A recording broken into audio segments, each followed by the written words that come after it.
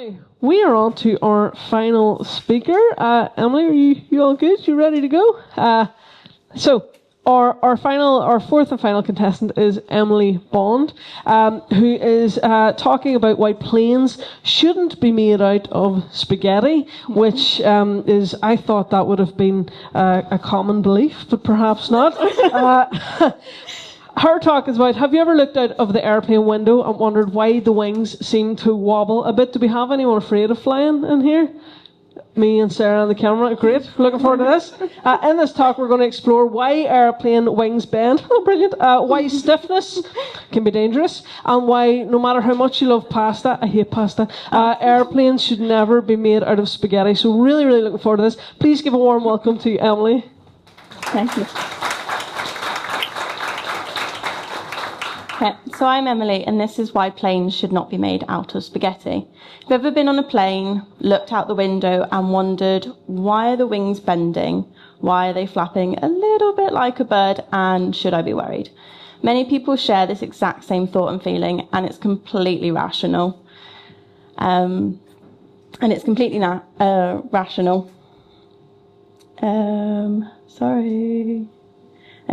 rational. But the truth is that bending and flexing is exactly what keeps us safe and the plane safe. Many people think that strong equals stiff, but in engineering, stiffness is actually what often leads to failure. We can think of a tree in a storm. If you have a rigid tree, it snaps. But if you have a flexible tree, it bends and survives. Aeroplanes follow the exact same principle. During flight, planes don't just simply glide through the air gracefully. They experience significant forces on them from lift, gravity, thrust, drag, as well as all the air that goes across the wings, creating that nasty turbulence that some people don't like. So the wings have to withstand hundreds of tons of weight. So what happens if the wings don't bend? Where do all these forces go? Well, in World War II, this is exactly what happened to some planes. Some of the wings were far too rigid and they broke mid-air. Fortunately for us, though, our wings are designed to bend. They're designed to bend at the tips, sometimes up to 26 feet. That's the same as 2 double-decker buses stacked on top of one another. It's pretty impressive, right? So the question is then, would you rather a wing that bends or a wing that breaks? I know which one I would prefer. So you're now definitely wondering, where does spaghetti come into this? Well, our modern-day planes are designed to be strong, lightweight, and to bend and flex controllably. So we can compare this to the likes of a ruler. Our modern planes are like a ruler. We can bend, we can twist it. It may crack eventually, but ultimately it withstands the forces that are applied to it, and it returns back to its normal shape. However, if we're far too rigid and we're like spaghetti, it breaks into multiple pieces.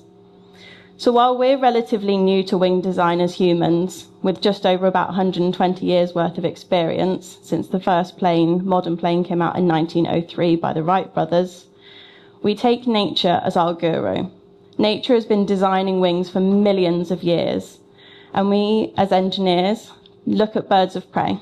We look at their wings that are flexible, adaptable, how they adjust to all the environment and conditions that they're thrown through, all the forces that are on their wings. We take this and it inspires our designs. We make wings that are flexible, that can withstand all of the forces that they experience during flight. We then test them hundreds of thousands of times, bending them in our labs.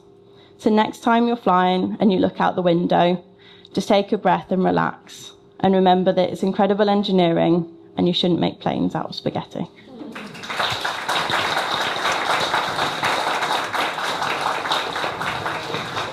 Thank you so much, Emily. Whenever you were talking about the rulers bending, it really brought me back. Do you remember those rulers you used to get the bent, you could bend them up into a wee curl? Yeah. They were amazing. I always thought the people who had those in the class were like rich because they were like £1.9 at Woolworths. My mum would think you're getting a 49p ruler. But they were brilliant. That just brought me right back. Very nostalgic. So do we have a question? Yes, Patricia, you want to kick off the questions for Emily? Hi, Emily. So spaghetti isn't a good idea. No. If money was no option, what would be the best material to make wings out of? So composites would be our ultimate aim, most likely. So composites allow us to get maximum properties from all the materials we want. A very common one is carbon fibre, so it's very lightweight, very, very strong, and it's quite durable. Or Kevlar, like you find in bulletproof vests, very impact resistant, so good if you have bird strikes, but it's very expensive. Thank you very much. I really thought you were going to say, like, what material, but food, in the food category. What? Tofu, butter, what would it be? No, I just think spinach would be good. Really lovely talk. We're just wondering, in terms, again, what's the origin story? Why were you interested in wings? Did you have a particularly bad experience on a flight? No. Or I would doubt that she would be here if she had a particularly bad experience on a you never flight. know, you want to rectify it. So my undergrad degree was in aerospace engineering, which I graduated from last year from Queen's. And I'm now doing a PhD looking more at fire modelling in transport. But my interest in engineering started when I was about 12, thanks to my technology teacher at school. And I did loads of courses and things like that. And yeah, moved to Belfast on a bit of a whim, to be honest. So that was my kind of origin story of wings. Fantastic, thank you so much. I always think if you're going into engineering, aerospace engineer is kind of the cool one today. Oh, Kind of a yeah. cool one. Okay, thank you so much. Thank Can we get a you. round of applause for Emily, please? Okay, we have had 4 brilliant talks, and now we need our judges just to have a chat to see who the winner is. So we're going to give you 5 minutes to get to the bar, get a drink, go to the bathroom, and then we will have the judges up here to give the results. So round of applause for everyone. Thank you so much, folks.